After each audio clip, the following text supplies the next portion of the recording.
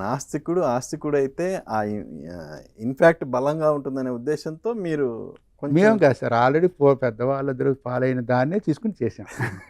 అంటే మేము కొత్తగా అంటే మీరే సృష్టించేది.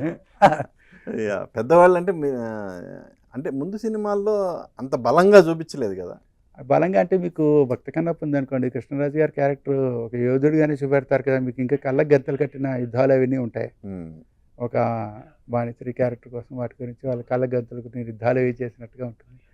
సో దాని ఏంటంటే సార్, మనం రామాయణం చెప్పాలనుకోండి సార్ ఇవాళ పిల్లలకి, మీకు ఆ గ్రాఫిక్స్, ఆ టెక్నిక్స్, ఆ ఎఫెక్ట్స్ వాటితో చెప్పకపోతే వినే పరిస్థితి లేదు సార్. ఎందుకంటే మేము లేకపోతే ఒక మంచి హరికథ చెప్దామని కూర్చున్నాం అనుకోండి, వింటారా సార్ వాళ్ళు? అదే మీరు డిజిటల్ మీడియాలో మీ యూట్యూబ్లో పెట్టండి, టక్కున ఏదో అంటే వినేస్తారు.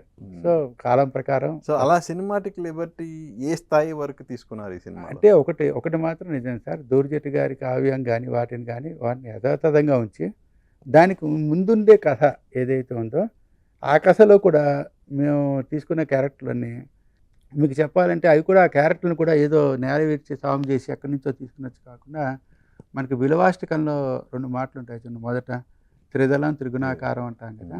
ఈ త్రిగుణాలు అనే తమో రజో సాత్విక గుణాలు ఉన్నాయి కదా. ఈ 3 గుణాలకి ప్రతీకలుగా హీరో హీరోయిన్ అంటే తిన్నడి భార్య, మోహన్ బాబు గారి క్యారెక్టర్ తీసుకుని వీళ్ళన్నింటినీ కలిపే క్యారెక్టర్ కిందేమో ప్రభాస్ గారి క్యారెక్టర్ తీసుకున్నాం. అంటే అక్కడ కూడా ఏంటంటే ఒక ఫిలాసఫీని, ఒక తత్వం లేకుండా మాత్రం ఆ క్యారెక్టర్ చేయలేదు సార్.